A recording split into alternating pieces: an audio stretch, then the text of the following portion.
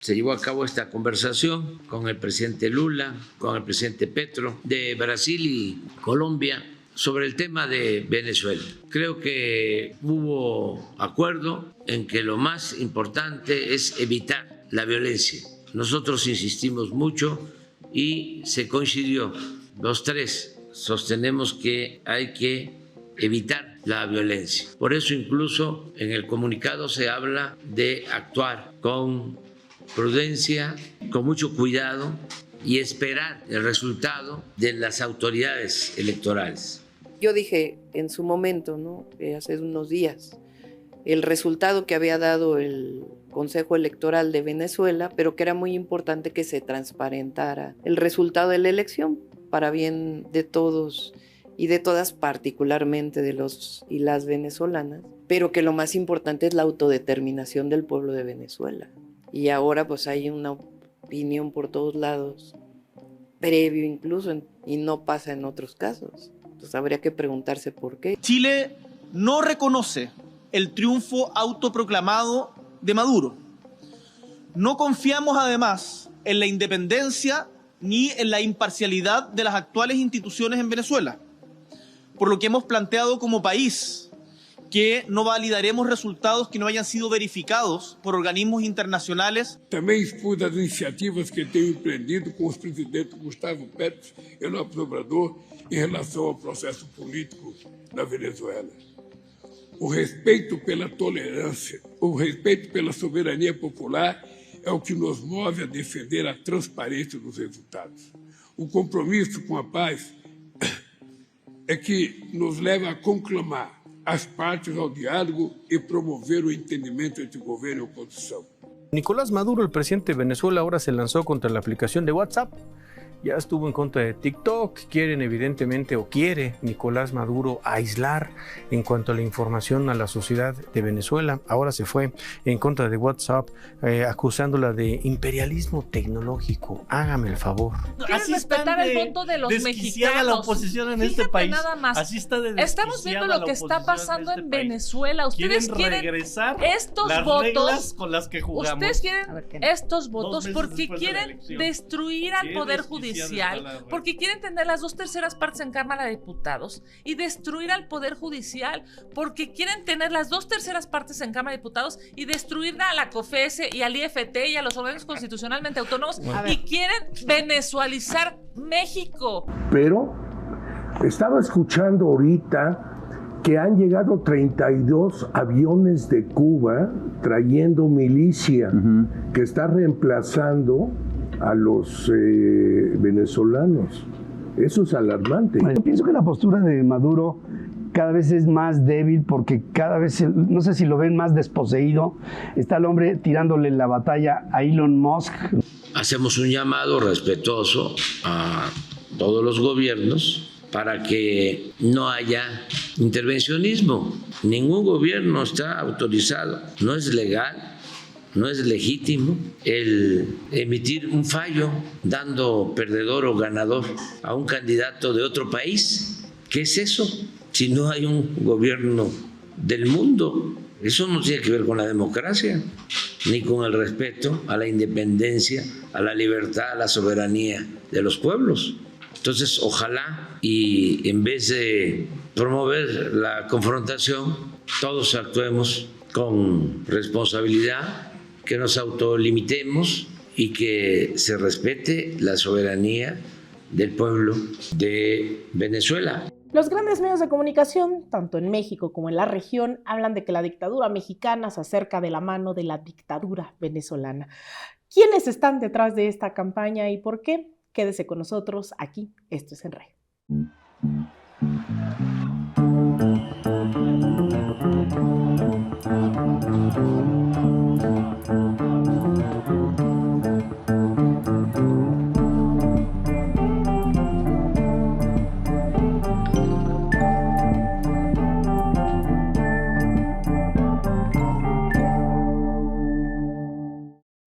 Bienvenidos, bienvenidas a otro episodio de En Red. Somos Alina Duarte y Oscar Camacho. Esta vez saludamos a la distancia a nuestra querida Azul Alzaga, quien no nos pudo acompañar en esta emisión. Y el día de hoy vamos a hablar de un tema, querido Oscar, ¿cómo estás? Hola, ¿qué tal, Alina? Muy buenas tardes. Pues vamos a hablar hoy de un tema que en realidad son varios temas al mismo tiempo, que concierne a algo que venimos trabajando aquí todas las semanas, que es el rol de los medios de comunicación. Hubo elecciones el 2 de junio aquí en México, elecciones el 28 de julio en Venezuela, y ahora todos los medios están cantando al unísono que prácticamente se parecen estos procesos electorales, que viene una dictadura en México, y el último de los episodios aquí de las narrativas de las derechas mediáticas en el país tiene que ver con Venezuela. Lo que hemos visto, ya lo hemos descifrado en un capítulo anterior. Quienes no lo hayan visto, vayan a ver este episodio que hicimos especialmente de Venezuela. Tratamos de descifrar pues esta narrativa, ¿no? E incluso en términos históricos de cómo se ha convencido a mucha gente en el mundo de que hay una dictadura en Venezuela, a pesar de los candados en las elecciones, a pesar de la falta de pruebas y evidencias de un presunto fraude, etcétera, etcétera. Pero eso se han agarrado las derechas aquí en el país y han dicho, Morena quiere hacer lo mismo, vamos por una dictadura, no les importa nada, y pues pareciera que se habían puesto de acuerdo con anticipación porque trataron de hacer las mismas campañas rumbo a las elecciones, sí. Decir que en las encuestas iban miles de puntos arriba, que iban a ganar. El día de elección ambos candidatos, tanto Edmundo González en Venezuela como Xóchitl Gálvez, se autoproclaman vencedores. Sin embargo, hay una suerte de guerra más instalada mediáticamente en Venezuela que logra permear en ciertos espacios, a diferencia de México, que nadie les creyó y pues Xóchitl empezó a hacer una gira y que mejor si se regresaba al Senado y ya nadie se pregunta hoy en día qué está haciendo Xóchitl Gálvez. Pero también se están agarrando, Oscar, del tema de la sobrerepresentación, ¿no? Sí. Ya explicamos también aquí que no hay una sobrerepresentación. La ley mexicana establece que ningún partido puede tener más de 300 diputados, lo cual es una realidad.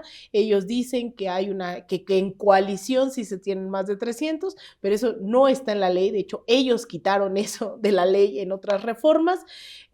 Oscar, se viene la dictadura en México. ¿Qué está pasando y por qué esa insistencia de decir que ya vamos a hacer Venezuela? Ahora sí, llevan desde el 2004, 2005 diciendo que vamos a hacer Venezuela, pero ahora sí ya vamos a hacer Venezuela, Oscar. Pues yo creo que, digo, en el mejor sentido de los términos, los latinoamericanos somos venezolanos, somos mexicanos y somos argentinos y de cualquier país, ¿no? Eso creo que las fronteras nos ponen una línea, pero en realidad pues, somos pueblos hermanos todos y nos coincidimos en muchas cosas. La derecha tiene razón cuando dice que hay muchos parecidos entre México y Venezuela, pero evidentemente ellos lo dicen a su manera. Ellos dicen de que hay una dictadura allá y va a haber una dictadura aquí, van a ser dos dictaduras, ¿no? El asunto son la confrontación entre lo que son los discursos y los hechos. Y ahí es donde nos damos cuenta que sí hay muchas cosas muy parecidas, pero que tienen que ver precisamente con las fórmulas que ha venido aplicando la derecha para deslegitimar procesos, para no aceptar sus derrotas, para violentar la voluntad popular, para tratar de apropiarse de los recursos naturales a su favor, ¿no? De los grandes grupos privilegiados. Y hay un gran parecido sin duda en eso, porque con dos procesos democráticos, México y Venezuela, su actitud ha sido la misma. No aceptar la voluntad popular, no pedir por las vías legales la eventual revisión del proceso, que es válido, y pretender a la mala, quedarse con algo que no han ganado, ¿no?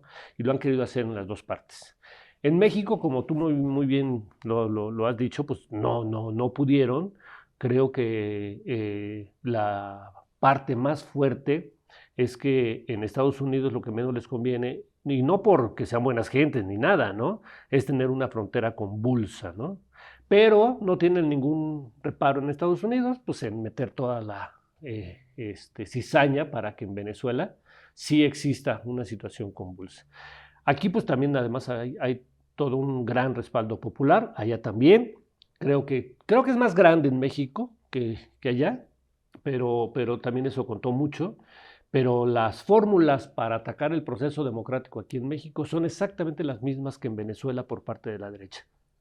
Y mira lo que dices, hay muchas similitudes y me hace pensar que efectivamente las oligarquías se habían venido moviendo de la misma manera durante los 60, 70, 80 y había una gran burguesía y oligarquía en ambos países por ser países petroleros, ¿no? Sí. Anclados en la renta petrolera, que después hubo también un proceso de deslegitimación y sí hay muchos puntos totalmente de acuerdo en la región, así como fue un periodo de dictaduras, vino un periodo de ciudadanización del neoliberalismo y el quehacer político, pero también hubo estallidos e indignaciones en Venezuela. Yo decía, en febrero del 89 se lleva a cabo este Caracazo que no tiene una dirigencia clara, pero la gente está tan encabronada, ¿no? Sale a las calles, hay saqueos, hay muchos muertos, mientras aquí en México se interpreta ese estallido como el 1 de enero del 94, ¿no? Con el EZ a la firma del Telecán, allá eran los programas de ajuste estructural que se estaban llevando a cabo, los paquetazos, las reformas. Y fíjate lo que son las cosas. Ahora una de las narrativas que están tratando de imponer y que cuestionan a quienes nos asumimos de izquierda es, entonces no hubo fraude en 2006 en México, ¿no? ¿Por qué si en ese momento estábamos pidiendo voto por voto en las calles, ahora no queremos hacer lo mismo en Venezuela?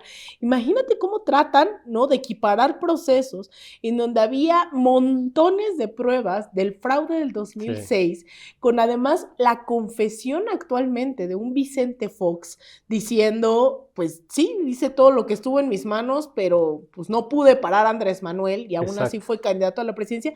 Y lo que son las cosas, 20 años después, ahora esa derecha venezolana pues pone como paladín de la democracia a Vicente Fox porque no le dejaron entrar en Venezuela cuando justo tenía una agenda de las derechas internacionales de ir a generar problemas en Venezuela. Claro. Claro. Y ahora también no hay pruebas, Oscar, de que haya habido un fraude, ¿no?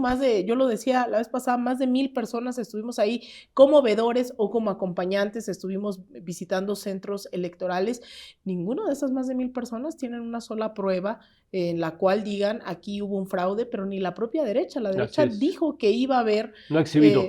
Sus actas, y sus actas son apócrifas, con firmas falsas, dijeron que tenían el 80% y luego que el 70 y tantos, y luego mejor ya no quisieron hacer cuentas porque muerta. Los números no les salía. Claro, entonces, ¿hasta dónde se llega, no, en querer equiparar estos momentos de la vida democrática de, pues, primero de un fraude en 2006, sí, y ahora elecciones, pues, que fueron profundamente democráticas en ambos países, diciendo que o estamos o no estamos con la democracia, ¿no? Sí, hay una estrategia de comunicación que ya creo que cada vez está mucho más clara, ¿no?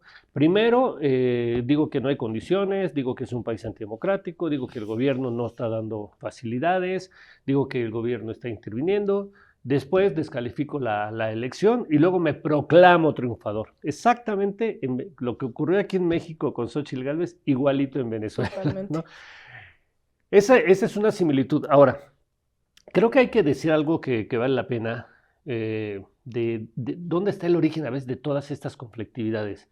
Durante muchos años nos quisieron vender la idea de que la lucha de clases era ya una ficción, algo que ya no existía, ya todos éramos iguales, ¿no? Y el neoliberalismo nos dijo, ya olvídate de la organización social, olvídate de la participación pública, olvídate de la politización, dedícate por la vía del individualismo a solucionar tu vida y a partir de eso vas a contribuir a que todos los demás, si hacen lo mismo que tú, salgamos adelante echándole ganas, ¿no? Claro. Esa es un poco la filosofía, pero evidentemente en la sociedad la lucha de clases sigue y existe.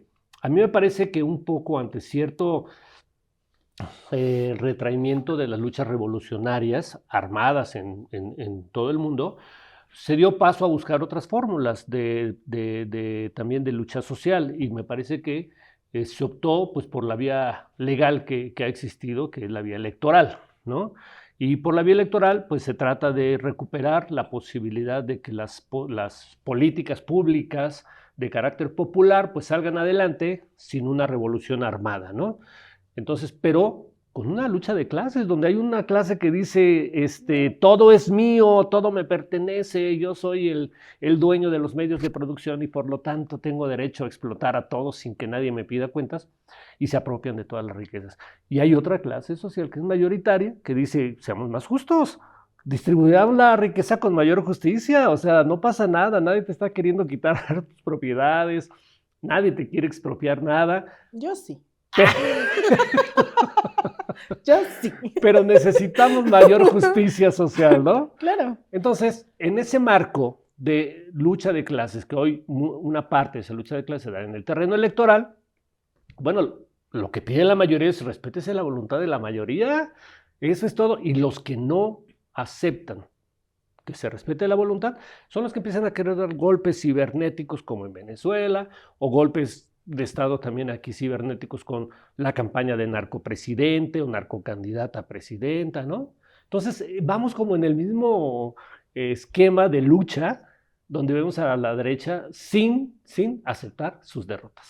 Y mira esto que dices, vamos a esa parte de quiénes son los medios de comunicación. En este programa nos hemos enfocado mucho en ese poder mediático que existe en toda la región, porque aquí será Televisa, TV Azteca, ¿no? O sea, ciertos grupos de pues ya medios de comunicación muy bien identificados, el Grupo Reforma, el Universal, etcétera, pero también existen, ¿no? En el Mercurio, en Chile, claro. La Nación en Argentina, o sea, y Venezuela no es excepción.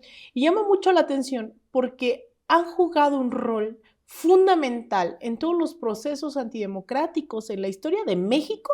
No se diga la campaña de AMLO es un peligro para México, 2005, 2006, etcétera, etcétera. Durante 20 años ya tiene esa campaña. Exacto. Así como la campaña en contra no solamente en contra de los gobiernos, profundamente desestabilizadoras, antidemocráticas y ciertamente golpistas.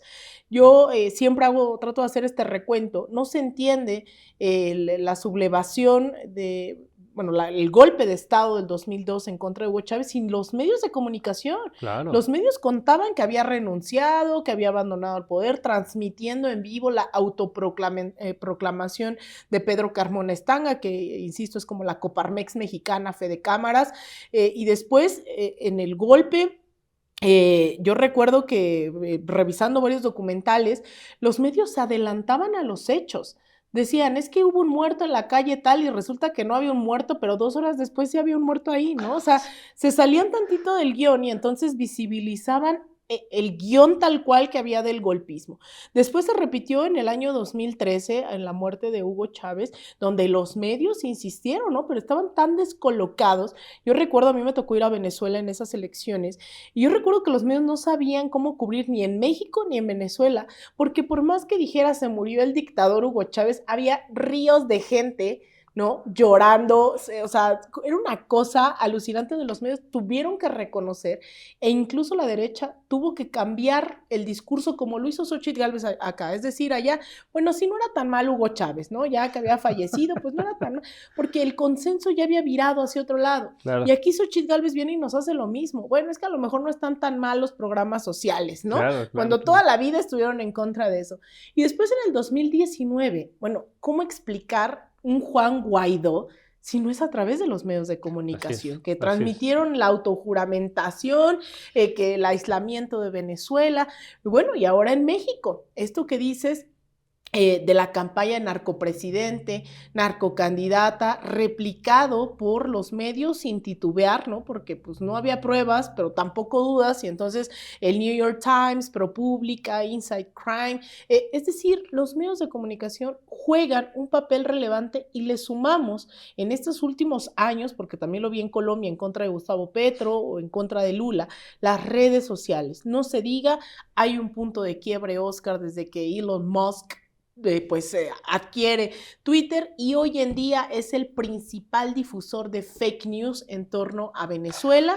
Es el que, pues cuando lo cuestionaron de su participación en el golpe de Estado en Bolivia, dijo como vamos a dar los golpes que queramos, deal with it, ¿no? Lidien con ello. Entonces, ¿ante qué estamos, Oscar? Porque es una locura que ridiculicen cuando Maduro dice es que WhatsApp, cuando estamos dejando nuestra comunicación, nuestro sentido común, nuestra concepción información de lo que está pasando en el mundo en manos de Elon Musk, en manos de Mark Zuckerberg, en manos, si tú quieres incluso, ¿no? También de TikTok, de qué sí se permite, porque desconocemos el algoritmo. Entonces, ahí hay algo muy peligroso que está pasando.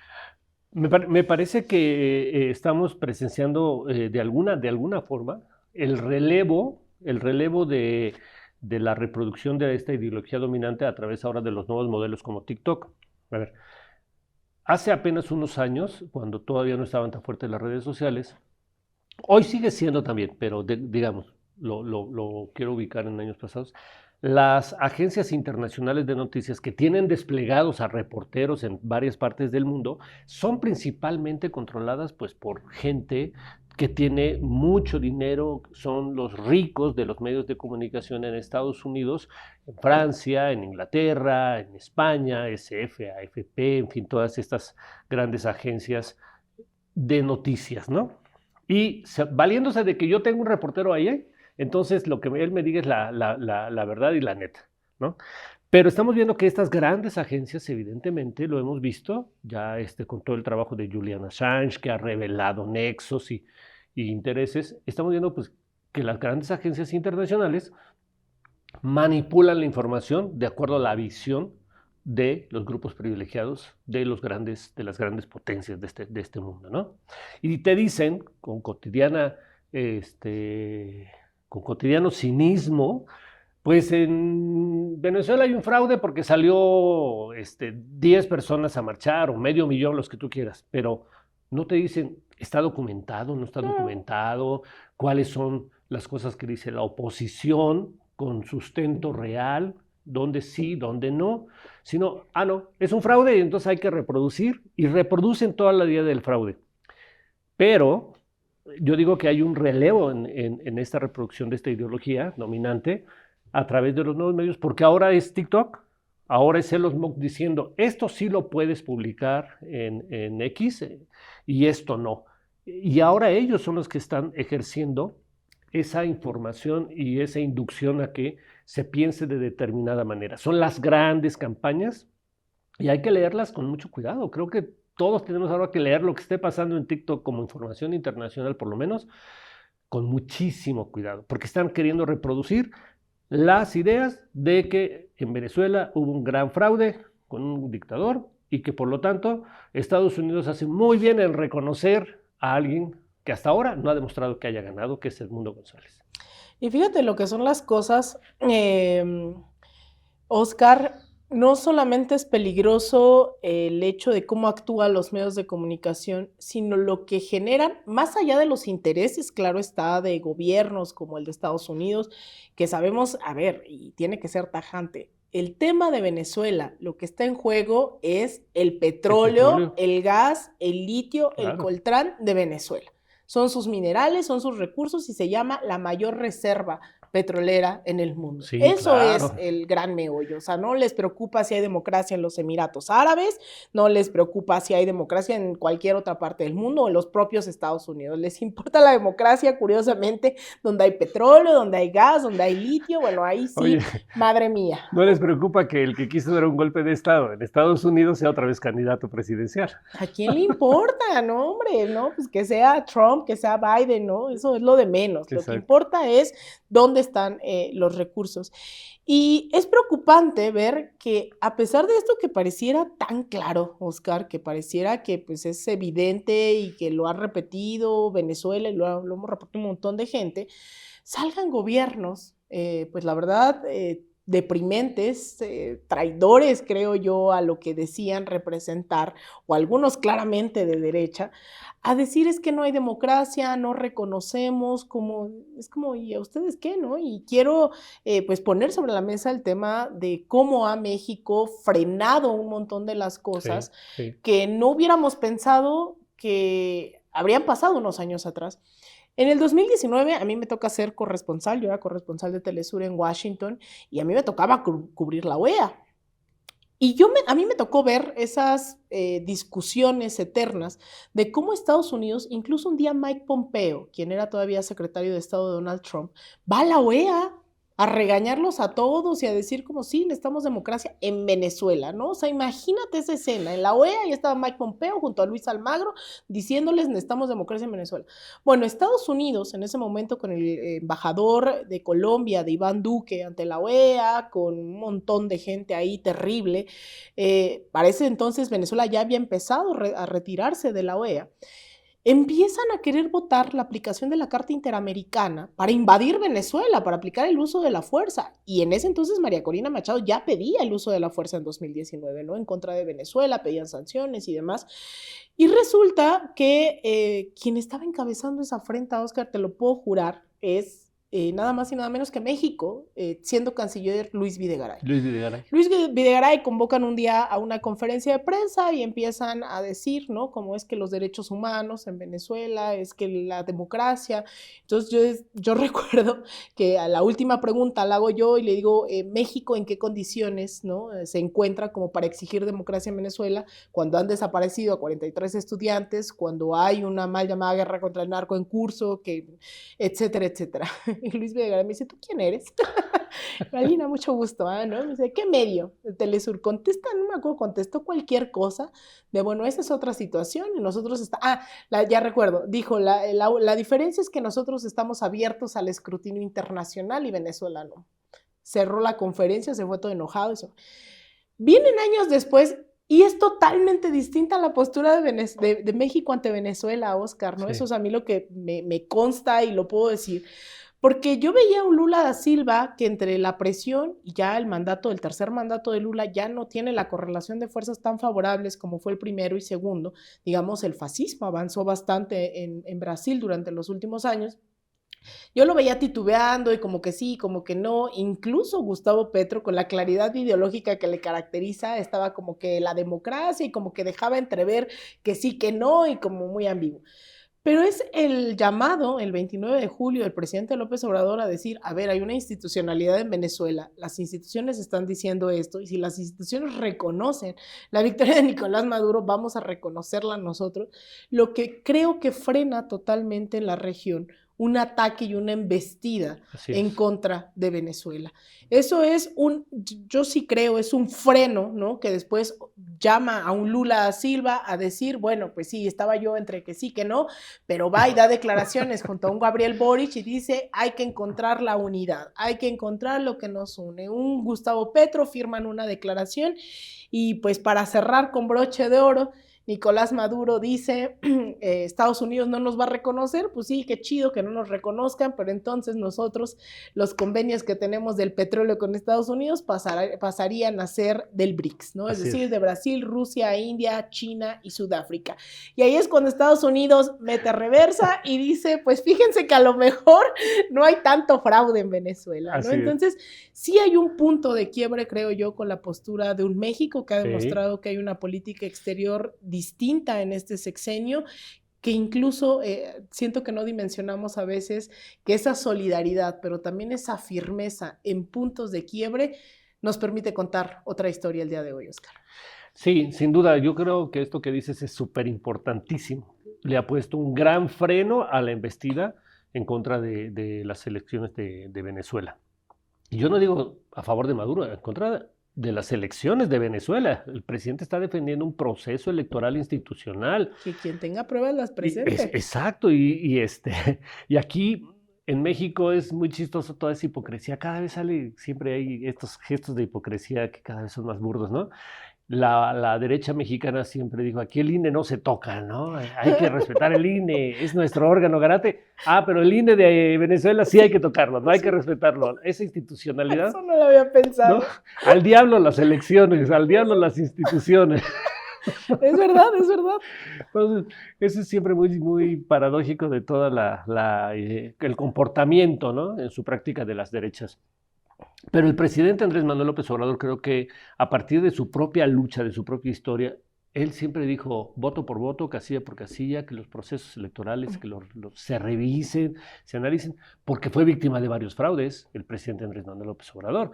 Y lo que está diciendo es algo muy congruente, es pues, déjense de meter en las elecciones todos y espérense a los tiempos electorales de Venezuela y a las instituciones venezolanas.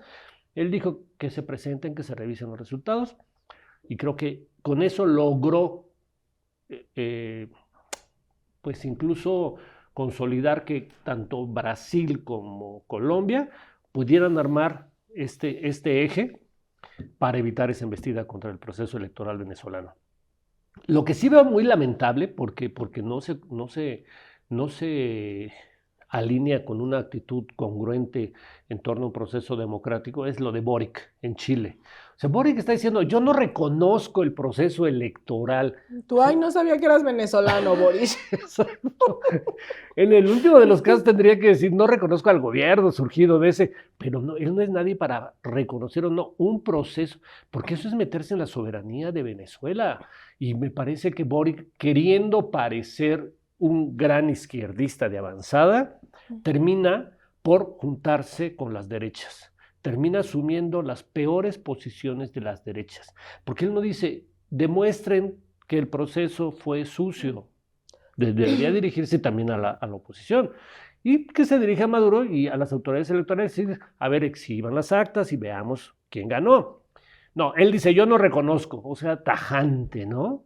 Y creo que eso está en ese ánimo que desde que llegó a la presidencia de Chile es, yo soy un izquierdita buena onda, ¿no?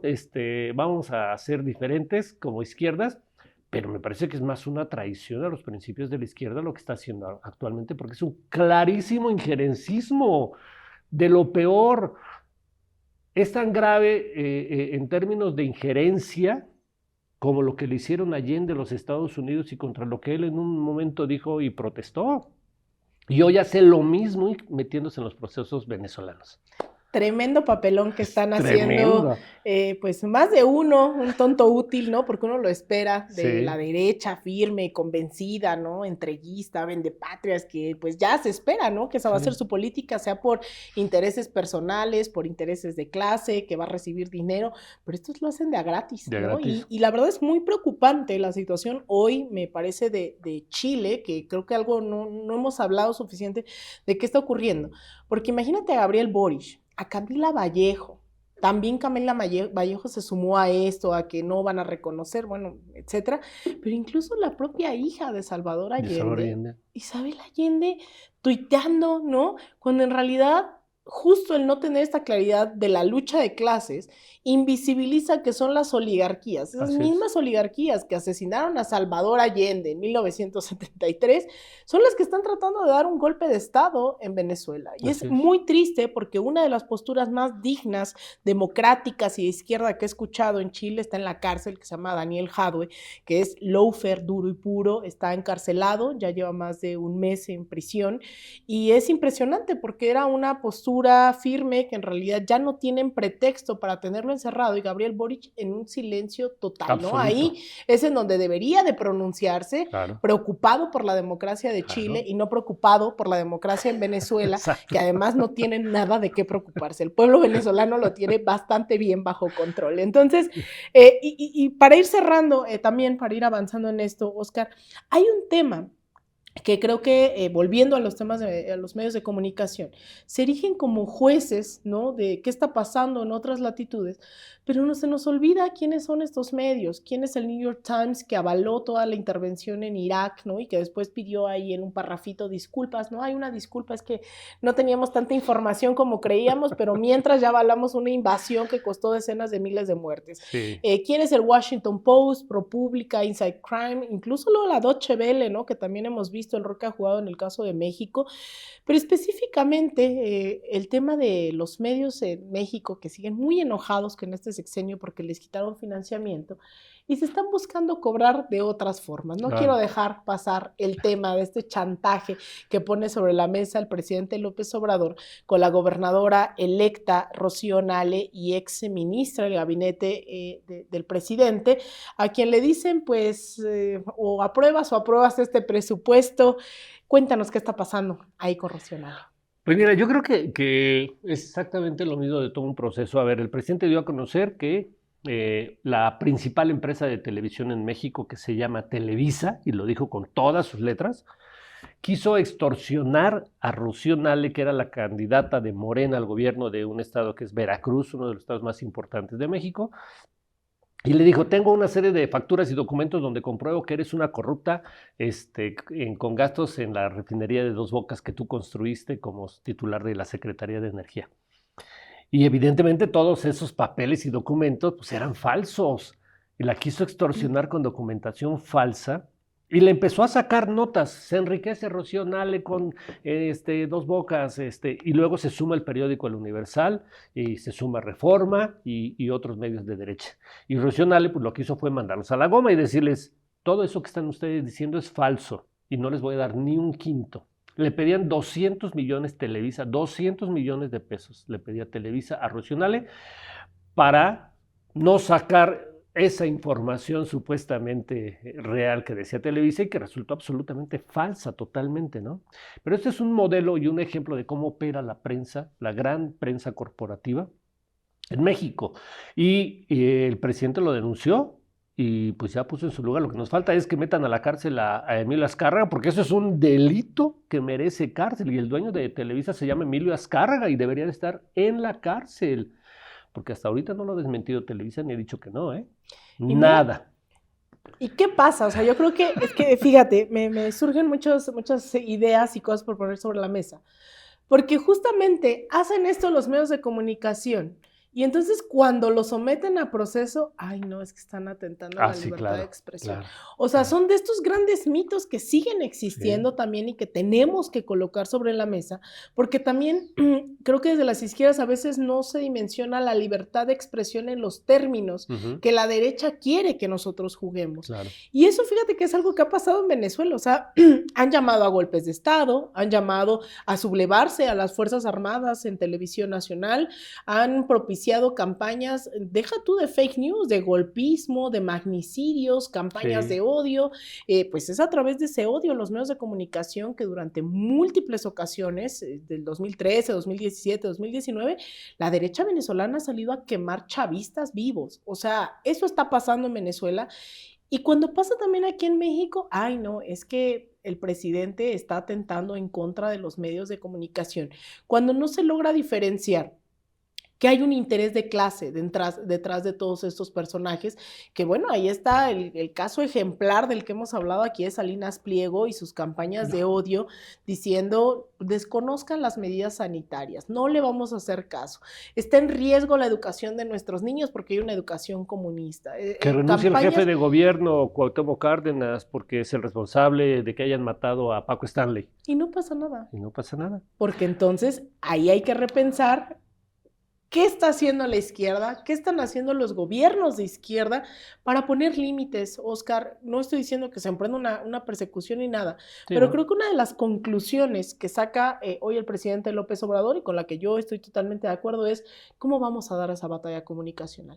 Y convoca al próximo 30 y 31 de agosto a un encuentro de comunicadores independientes, de radios, esperemos que ahí estemos en De Raíz también, Canal Red también, que podamos estar presente, sea virtual o presencial, porque uno de los grandes dilemas es, ya hicimos ahorita una radiografía de qué han dicho, qué han hecho, cómo acompañan golpes de Estado, cómo impulsan golpes de Estado, y el presidente López Obrador dice, bueno, vamos a hacer un encuentro, que salga ya, ellos se pondrán de acuerdo o no, si sale un plan de acción, si sale una latinoamericano, ¿no? Latinoamericano, se pueden inscribir gente del Caribe, gente de todos lados. Insisto, va a ser tanto virtual como presencial. Ya dijo que se va a inaugurar en la mañanera, ¿no? Del 30 de agosto. Sí. Entonces, se están tratando de tomar también medidas, tanto en Venezuela también me consta que incluso quien avisoraba este panorama con mucha claridad era el propio Fidel Castro y Hugo Chávez, que dicen hay que dar la batalla de las ideas, pero también la batalla comunicacional, e incluso fundan como estrategia regional el medio Telesur para contrarrestar lo que dice la CNN, lo que dice el Washington Post, el New York Times, y va avanzando. Telesur ha estado en varios momentos cruciales de la vida del continente, pero aquí en México también creo que tendríamos que seguir pensando en cómo se da esa batalla ante lo que tenemos por delante. Sí, a mí me parece una extraordinaria convocatoria que llame el presidente a un a una reunión latinoamericana de periodistas independientes. Me imagino que se refiere a los youtubers, donde no... De radios comunitarias. Los de radios comunitarias, todo esto, ¿no? Me parece extraordinaria. Me parece muy tardía. Creo que el presidente lo debió de haber hecho desde el primer día de su mandato, pero qué bueno que ya lo hizo y sin duda va a requerir de un gran esfuerzo de continuidad para el próximo gobierno, pero son las formas que al final de cuentas se tiene que ir dando los sectores informativos independientes en México y en América Latina y sin duda en el mundo, ¿no? Son grandes esfuerzos. Ojalá de esta reunión surja una muy consolidada organización que ponga precisamente por delante una comunicación comunitaria, una comunicación social, una comunicación que no esté al servicio de los grandes intereses de nadie en la medida de lo posible y que, bueno, pues pueda también cuestionar a la izquierda cuando sea cuestionable y cuestionar a toda la derecha cuando hagan lo que estén haciendo como ahora. Creo que es una gran convocatoria, ¿eh? Te digo, me parece que ya la está haciendo cuando ya se va y debía haber...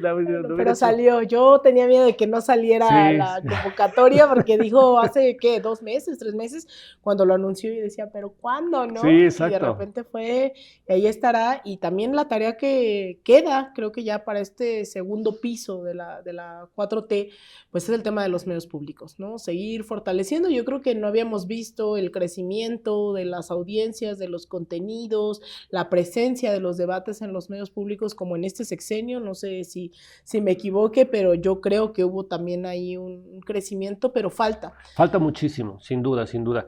Pero fíjate que yo no quisiera dejar pasar algo que también me parece muy importante, que al final de cuentas tiene que ver con medios públicos, con campañas e incluso con el proceso electoral de Venezuela, porque en los medios de México estamos viviendo digamos que en una esfera, quizá no de la magnitud que se está viendo allá, pero que puede tener las mismas repercusiones como de un golpe de Estado. Lo que estamos viendo aquí es que también hay una serie de campañas en los medios de comunicación, en muchos comunicadores vinculados a los medios corporativos, pidiendo que no se respete la ley, para que no se le dé a Morena los diputados de representación proporcional con los cuales tendría las 2/3 partes en el Congreso y con lo cual podría modificar leyes constitucionales.